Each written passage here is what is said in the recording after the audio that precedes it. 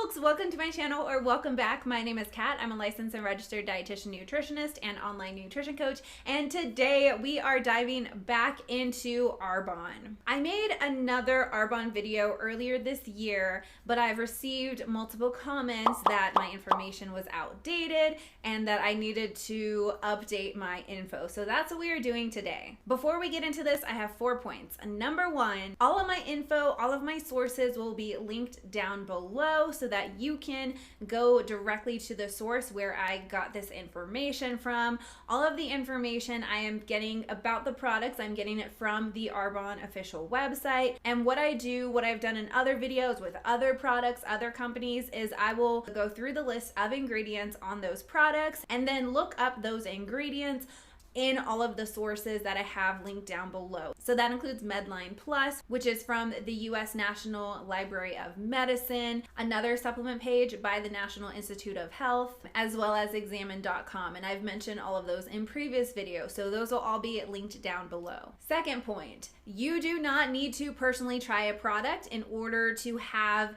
an educated response, an educated opinion on that product. Personal experience, while it sounds great, that really just gives us a study of n=1, a study with a subject of 1. And because of variance from one person to the next, we should be able to look at a product, look at the ingredients, and reference to reputable sources about those ingredients, and go from there whether or not we want to recommend it or not. If you are upset that I have not personally tried Arbonne products, I am sorry, I'm not going to. Science does not depend on personal experience. It just doesn't. I don't make the rules. And with dietitians, we don't need to try a supplement personally in order to recommend it. There are things that I have tried personally that I do not recommend other people to try, even though I have a good experience on it. And on the flip side, there are things that I haven't tried, but I have other people do because it would help them. Point 3, this is about the company, not about you as a distributor. If you don't have any say over the products and you have to find out about new products, then you didn't create them. It's not your company. This is not about you. Point 4. Everything in this video is 100% my opinion based off the information from the Arbonne website, as well as referencing to those links that I have down below. This is for entertainment purposes. This is not to give any kind of medical nutrition therapy advice or anything. If you do have any concerns and you want to work with a dietitian, and if you can visit your doctor, you can definitely at least ask them for a referral to a registered dietitian, and in some cases it might be covered by insurance. So this video is for entertainment purposes based on my opinion. Let's go.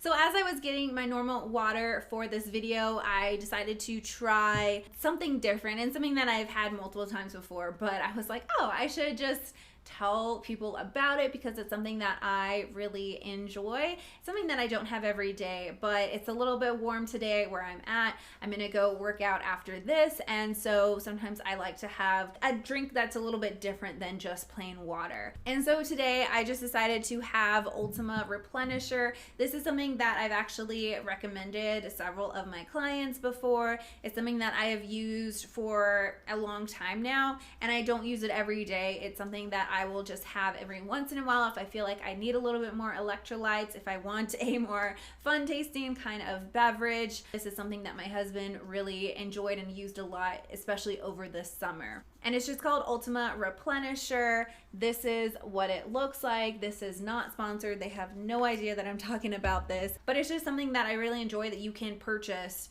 like at grocery stores, at Walgreens, at CVS, depending on how different things are important to you. It is non-GMO, which that's not a problem for me, even if it was. It's gluten-free, plant-based, keto/paleo. There's 0 calories, sugar, or carbs in it, and it is sweetened through stevia, which is a leaf. There's nothing wrong with that. Certified vegan, and it's also the Autism Hope Alliance. It's autism approved, if that is something that is important to you as well. And it's just an electrolyte drink mix. And today I'm actually drinking the raspberry flavor. This is a single serve that I actually got at Sprouts a couple weeks ago. And then I also have a blue raspberry. And so the raspberry one, it's colored with beet juice, and so it's like they mentioned on there, it's plant-based and everything, so that's why it looks this color, and it tastes really good. And I really like to put frozen berries in my drinks whenever I am having something, and even with water sometimes, but especially if I'm having something like this, I'll just put some frozen berries on the bottom or on the top, and they'll sink to the bottom, because I feel like it just makes it a little bit more fun, and it's just cute. That's just something that I will be sipping on throughout this video. And so if you are looking for some way to get in more electrolytes, if you are needing to get a little bit more for whatever reason, then this might be something that you might enjoy. Maybe not, but I enjoy it. So because I was told that my previous video a few months ago was outdated, we're gonna go directly to the website, the official website. You're gonna come with me. So let's go ahead. If you Google Arbonne, this is what comes up. I'm gonna go ahead and click that second link. So there's the ad, but then underneath it, which it's the same place, but arbonne.com. So I'm on the official website, and then we're gonna go to that little square. Under products, there is a 30 days to healthy living. So I'm gonna go ahead and click that. That opens this page. So I will be getting my information from this PDF. I will also leave that link down below if you want to reference that. One thing that I noticed, that it does have that informed sport, that trusted by sport. It has that certification. And I appreciate any time that a supplement can have a third-party testing, just because it's another way of just having that trust that everything on the label is actually in the product, and that it doesn't have any contaminants or fillers, anything of that nature, and that it is safe for example, this one's informed sport, so that an athlete would be able to use that if they were recommended to only choose things that either have that certification or another similar type of certification. Now, unfortunately, I didn't see this on most of the products. I just saw it on like some of the sports products when I was looking previously, but I don't know if this is for all of their products. I don't think it is, because I think it would be like on every single product sheet if it were, just as the other certifications that are on those product sheets individually. But if I'm wrong with that, then I'm wrong with that. I just couldn't find it on their more popular products, so take that with a grain of salt. If I'm wrong, definitely leave a comment down below. I would love to know that, because I don't want to put out any false information. So it looks like they have a whole lot of other product certifications that may be important to other people. For me, what I look for mostly is that kind of supplement third-party testing. The other ones, depending on the person, they might be important to you or not. So when you continue to scroll down, one thing that I really did appreciate was this note that is at the bottom. It is quite a bit smaller than their other text, but I think it's still easily seen, and they're just saying that there's a note encouraging people who are experiencing any health concerns to visit their doctor and not to change their diet, essentially, unless they are like okayed by their doctor. They also mention that Arbonne cannot advise or recommend for individual circumstances, which I really appreciate. However, in our first video, we did see several people who I was taking from their social media posts about specific kind of nutrition-related, diet-related concerns, and how Arbonne could help with that. And that's where you start to get in that individual kind of thing. Now with this video, I really wanted to focus on the program itself and less on the people sharing the information. That might be a different video. One of the comments that I received on my previous video said that they had a new owner. I believe it was a new owner. Somebody in charge was new. And there was a big push to not promote these for like individual medical health reasons. So if that is is true, if that is the direction they're going, I think that is wonderful. I think that is very responsible. However, I'm still seeing some kind of concerning screenshots. So if you are a distributor and you are still saying those things, don't, please. And also be sure to go through your stories to make sure that those still aren't up, because I did see some of those as well. And I was like, okay, those are from a little bit in the past, but they are still up recommending Arbonne for specific individual medical concerns. So as we continue to scroll down, it talks about how to do the 30 days. Step 1 is to avoid the following, as these are foods that in many cases are not beneficial to overall well-being. Now, this is worded very, very intentionally, very carefully. As somebody who is working in the field of health, nutrition, wellness, there are a lot of things that need to be taken into account whenever we are just writing copy for our websites or for anything that will be used for the public. Now, I wanted to point out their use of many cases. So many does not equal most.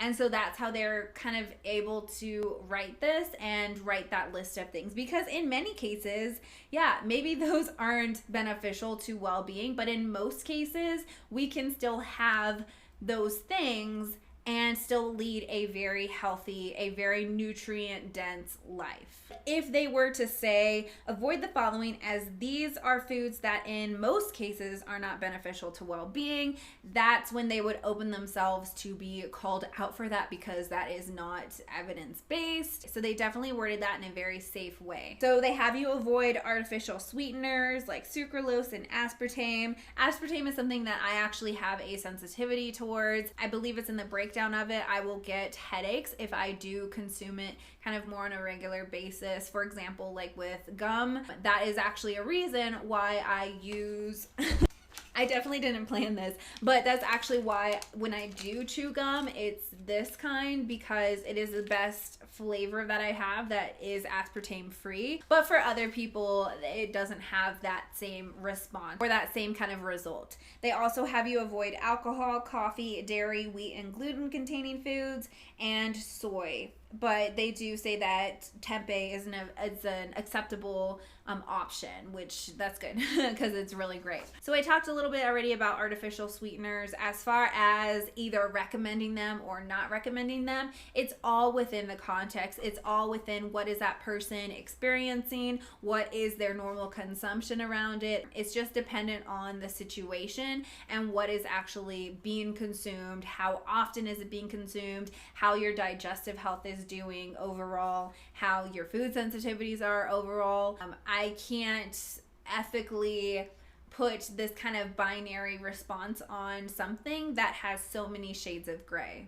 I just wanted to come on here and clarify. My advice is to just exercise the same degree of awareness of moderation with artificial sweeteners as you would with added sugars. Added sugars meaning like honey, maple syrup, other natural sweeteners. This is really where programs like this, it's not just Arbonne. It is not just nutrition related MLMs. It is just diets in general. They have most of the time they have these very all or nothing rules, and while they may be beneficial in certain ways, they can also not be beneficial in equal amounts. And so my whole goal with this video, with this channel, with everything I do, is to encourage people to look at nutrition with shades of gray and realize that it is so much more than just giving these kind of all or nothing rules. And someone might argue that these kind of rules are just helpful. They help give guidance. In the short term, yes, in my opinion, they do give guidance that could be helpful. However,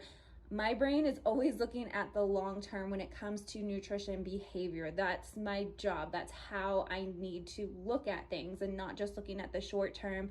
What are your impacts going to be, a month from now? I am looking long term. And so when you have these kind of rules, these kind of guidelines, it's not teaching that person how to look at food with neutrality and really see what are the benefits that they get from that food, what are some of the cons that they may get from that food, what are some of the different events that might affect that, what are the different areas of context that might affect that, and then having that ability to choose those foods from that information. It's not teaching those actual skills. And that is my whole issue, not just with Arbonne, but with diets in general. It's that it's so all or nothing, and in a way it is taking the power away from its consumers, because it's really just telling them what to do. It's not building their skills in learning how to approach those foods with that compassion and curiosity and context, and seeing that food as neutral and determining what is the best course of action for them for those long-term healthy habits. Again, that health being that physical, mental, social, and emotional well-being. And so that's just kind of a side rant. It's taking the power out of the consumer.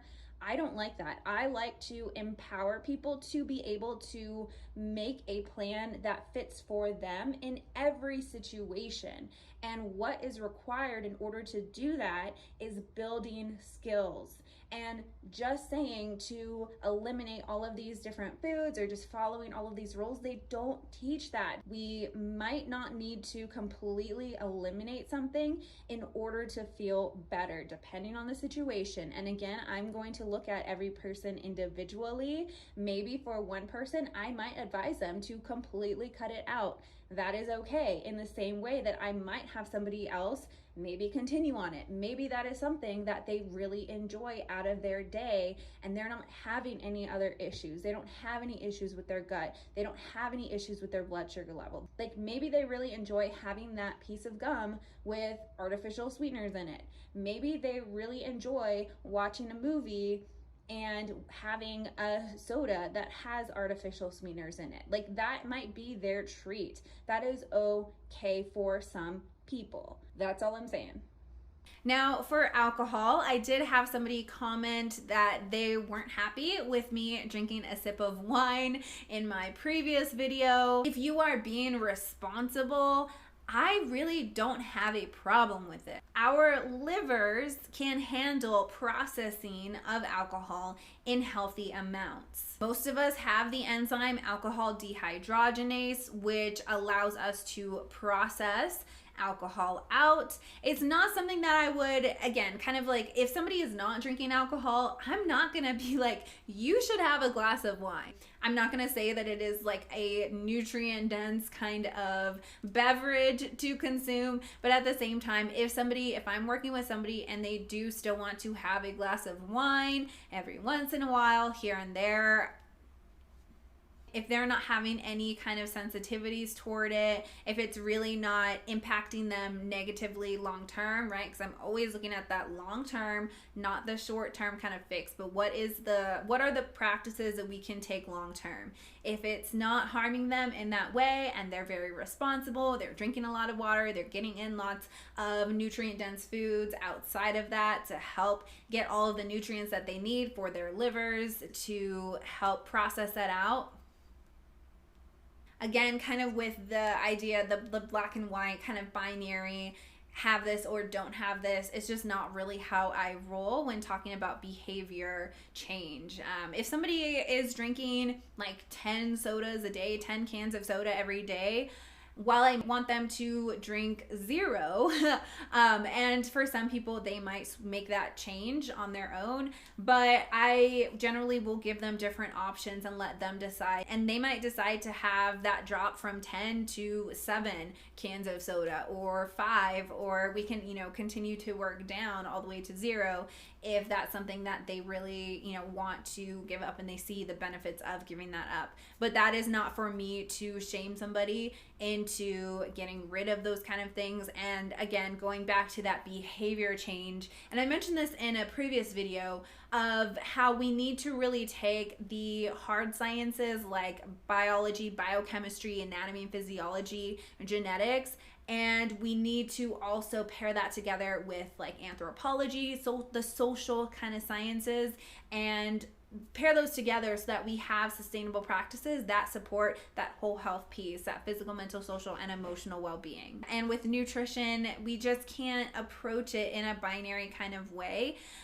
It's just, there's so many shades of gray and so many variances that we need to take into account. Now, coffee of course is on the list, because coffee is just one of those things, one of those food items, one of those beverages that a lot of nutrition MLMs really love to, I was gonna say hate on, like they hate on coffee, but I'm just kind of over that term of people calling other people haters. Like, I think that it's not what it used to mean. But a lot of nutrition related MLM companies, from what I have seen, what I have experienced, really don't like coffee. They really, in their programs, most of the time, if they have a program, they will have their own product. And so you can get rid of the coffee. So you don't need to have the coffee. Now, for many of these products, many of these companies, their own product will have caffeine in it.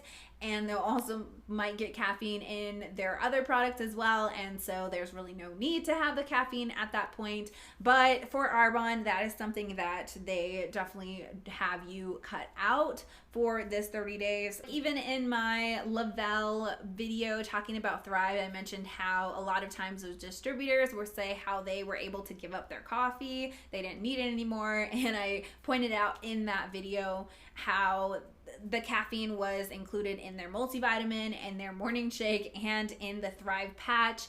And so there really wasn't a need to have that coffee. But when you're talking about giving up coffee, coffee is so much more than just the caffeine within it. There are so many different phytonutrients, plant chemicals, really awesome things that are included alongside that caffeine, and that really do help us get in more micronutrients, more antioxidants, really just things that aren't gonna cause that harm that you might think coffee might cause, because it's on all of these dieting lists to get rid of and replace with their products. I drink black coffee, hot coffee every morning because I love the experience about it. I love the aroma. I love just the coziness of holding that warm cup of coffee.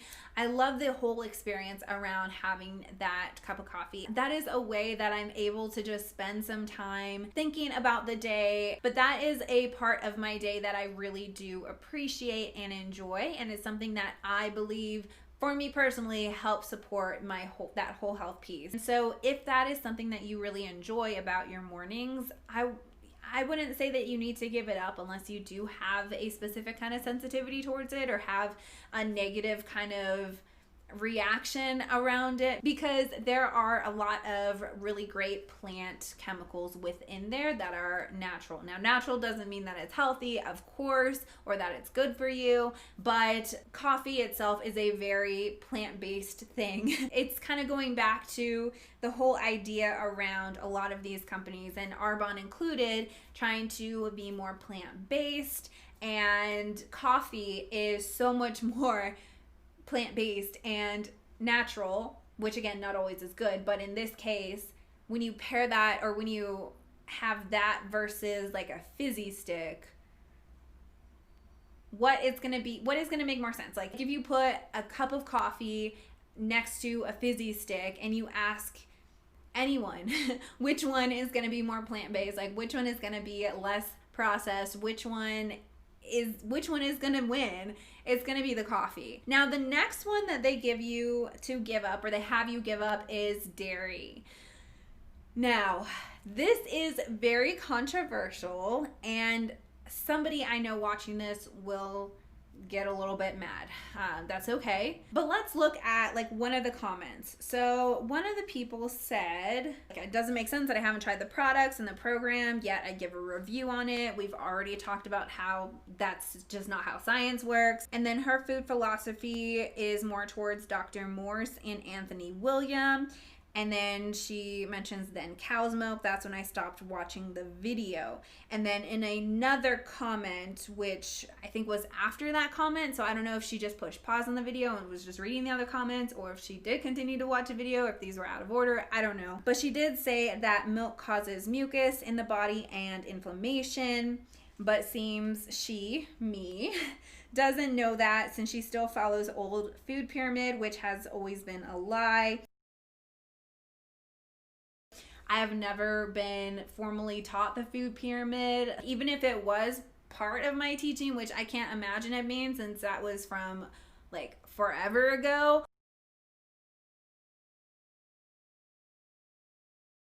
I would again say, like, we need to individually look at the person, look at the context, look at the situation, and then make recommendations from there.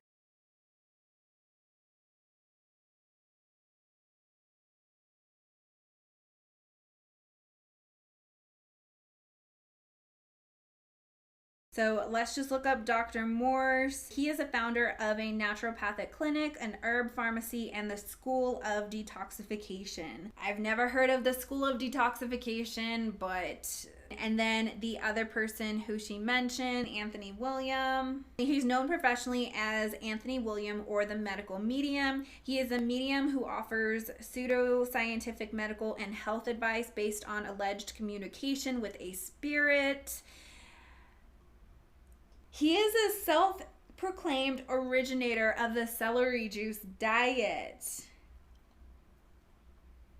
And that the science behind the healing powers of celery juice is just yet to be discovered because it is from the future. Oh man, I have never heard of this person. This is really interesting. He authors books as well as offers advice online on such forums as Gwyneth Paltrow's Goop column. Oh my goodness, this makes so much sense now. Is that really where you want to get your information from?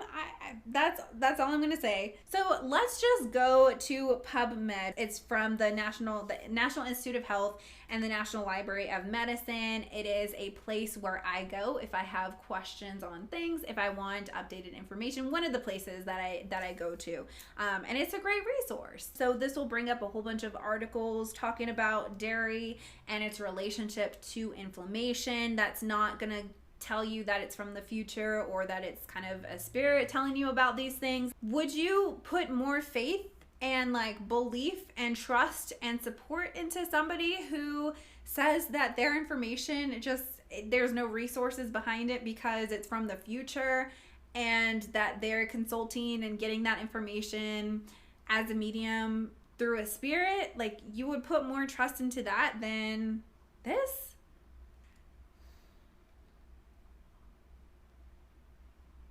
Let's just go back to this.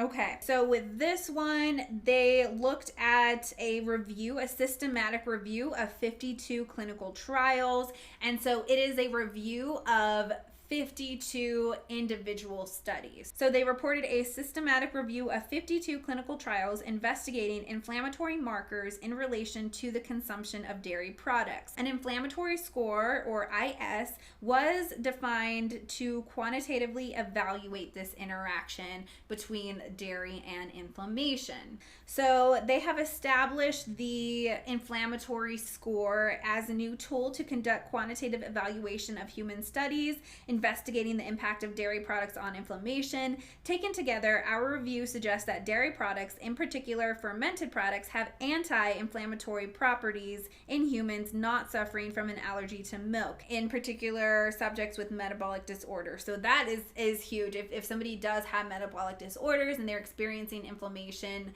overall, having the ability to see inflammatory markers not be worsened or anything with dairy is huge. Like, that is amazing. When you do have those metabolic diseases, cardiovascular disease, even, there's going to be inflammation around. You want to consume foods that's going to help reduce some of that inflammation as much as you can. And so when talking about milk, especially high fat, or dairy products, especially high fat dairy products, you're looking at the information on what are the inflammatory markers that are actually showing that milk is responsible for this kind of inflammation. I just can't find it. And then this other study, so milk and dairy product consumption and inflammatory biomarkers. So this one is another one, and this was a review as well.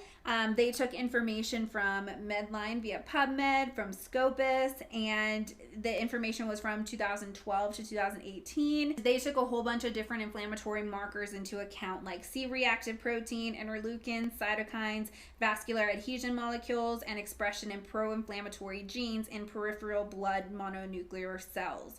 So basically, they looked at 15 articles, 16 studies in this systematic review on healthy individuals and subjects who were overweight or obese, or who had metabolic syndrome or type 2 diabetes. And the consumption of milk or dairy products did not show a pro-inflammatory effect in healthy subjects or individuals with metabolic abnormalities. The majority of these studies documented a significant anti-inflammatory effect in both healthy and metabolically abnormal subjects, although not all of the articles were of high quality. So even though some of them suggested that there was an anti-inflammatory effect in certain people, maybe those studies weren't of, or those articles weren't of as high quality as they wanted, and so there was that note. This is how science works. It's not just saying this kind of all or nothing, and it's not just saying that like how your view, how you want the view to be,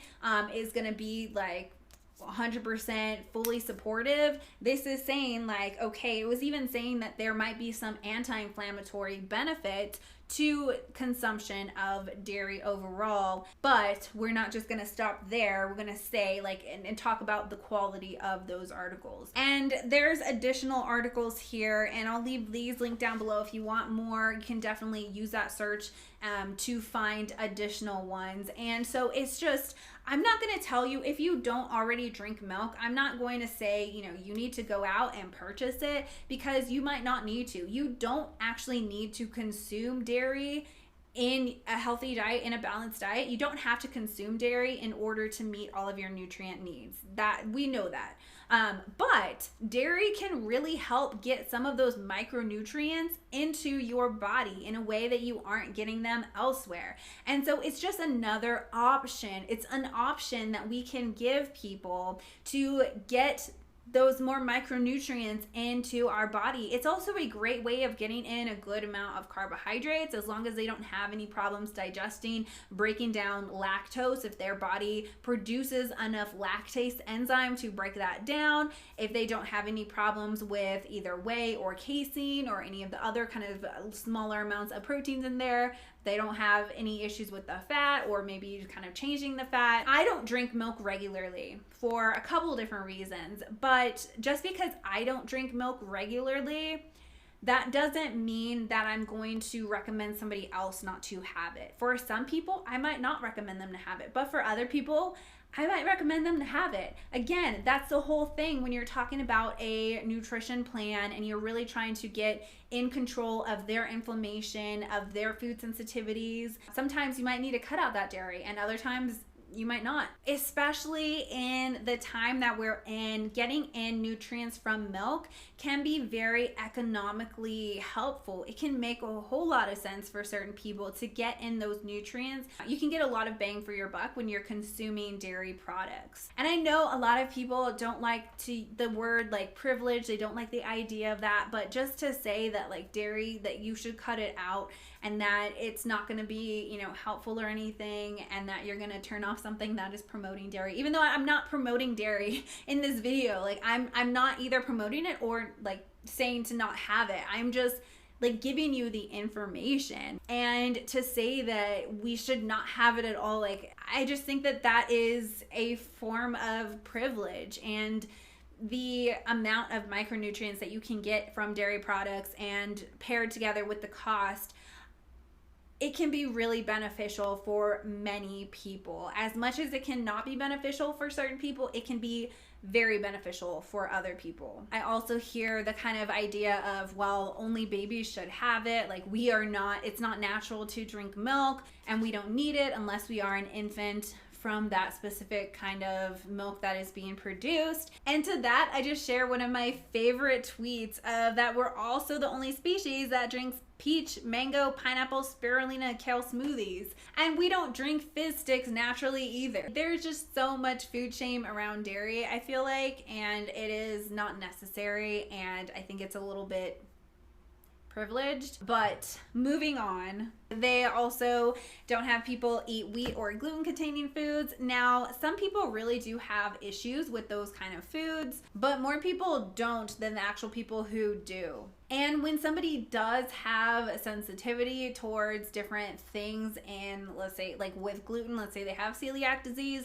there are certain nutrients of concerns that as dietitians we are mindful of, and that we try to make sure that the client or the patient is not going to have deficiencies in those specific areas, those nutrients of concern. And so that's for whenever you're doing any kind of elimination diet. It really should be done with a health professional, especially registered dietitian. If you're talking about food, like that's what they are trained to do. Especially, I mean, if they specialize in that area, there's so many different areas of specialty, but especially like when said the word especially a lot, but especially like when you're talking about elimination diets in regards to like gut health, then there are those nutrients of concern that your dietitian, whoever you're working with, they're going to keep that in mind and keep a note of that when you are implementing that diet, so that you don't have those concerns, or that we can like try to mitigate those concerns. This was something that I found was really interesting. So the FODMAP diet, that was created through Monash University. I'm actually taking a course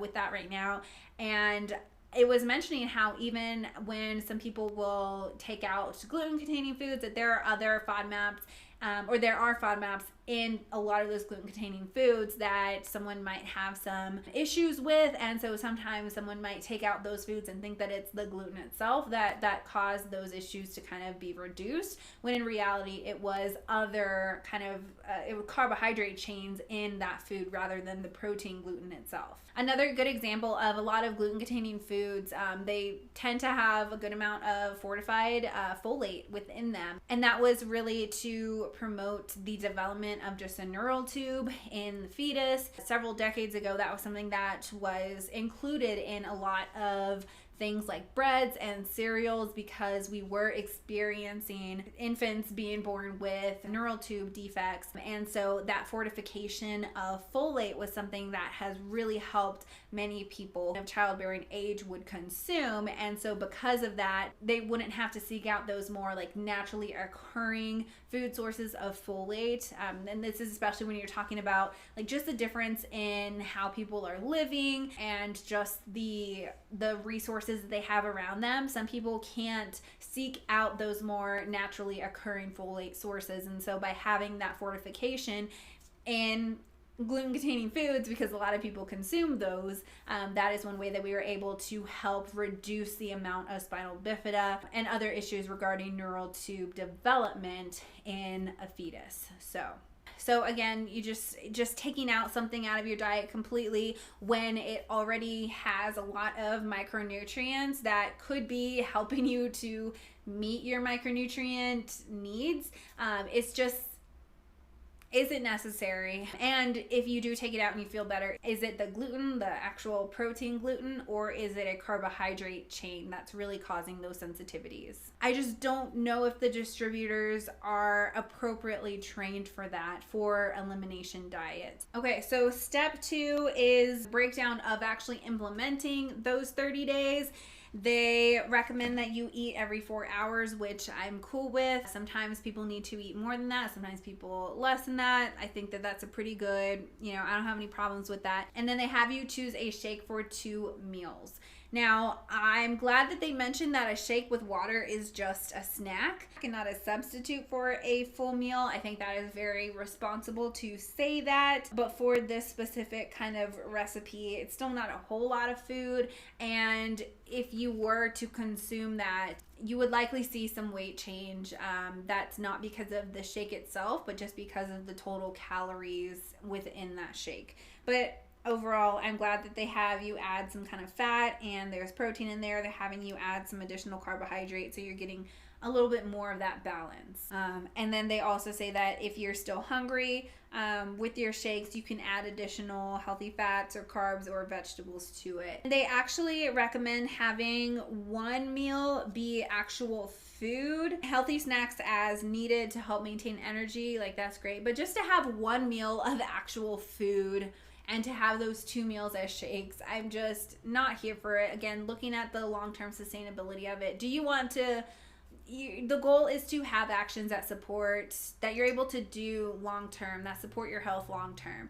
Do you see yourself drinking those shakes twice a day long-term? And I know they're gonna say like it's just for a short amount of time, the 30 days, and to reduce some of that inflammation, which we'll talk about that when they mention establishing beyond the 30 days. Step 3 is to get moving. Step 4 is to be mindful. They have some other things as well. And let's talk about their meal planning. For the one meal that you get per day, this hasn't changed since my original video. I remember this because I put tape on that plate to show 1/8 of that plate and how little carbohydrates that they recommended having. I do love that they have half of their plate as non-starchy vegetable. I think that is great. That is how usually my plates look already. There's no like actual definition for plant-based, but I would say whatever is like the main part of your plate, that's what is based. And so I say that I eat plant-based even though I do consume animal protein products, but that is just because the majority of my plate is going to be vegetables if I can have that.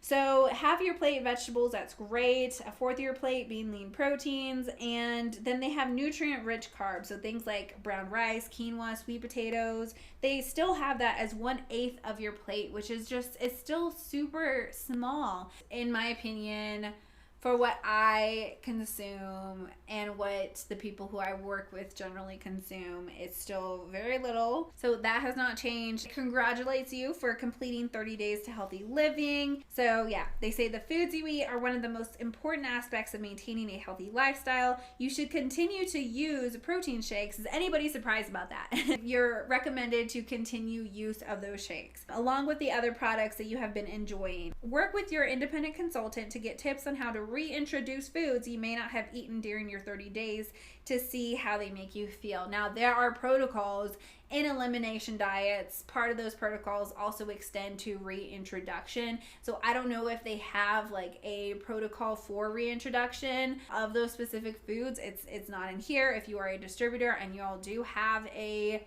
protocol for that reintroduction, I would love to see that, because that is something that we do in medical nutrition therapy. And again, I know it says to talk to your doctor before starting, but it didn't mention anything about the reintroduction phase. So there's that. And then it says, if you continue to feel good, that you can include them in moderation in your meal plans. If you notice a change in your feelings of well-being, then your body might be telling you to keep that permanently out of your diet. Now, that's not how food reintroduction works as far as like food sensitivity and things like that go. Sometimes 30 days is just not long enough. And just because at the 30-day mark or 31-day mark you reintroduce that and you don't feel so great, that doesn't mean that you have to keep that permanently out of your diet. I just think that's too much of a blanket statement, and sometimes it takes more than 30 days in order to reintroduce something.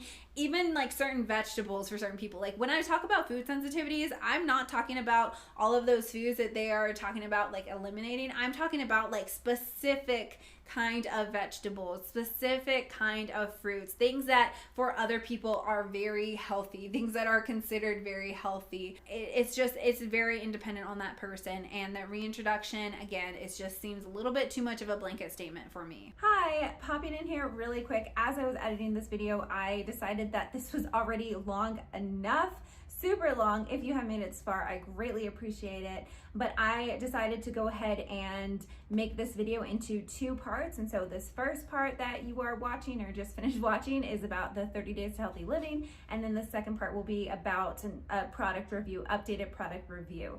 And so if you haven't already, please go ahead and hit subscribe. I would greatly appreciate that. I am working towards 1,000 subscribers, so I would just be so grateful if you haven't subscribed already. And I will upload this one and start working on editing for the next one. All right, I will see you guys next time. Bye.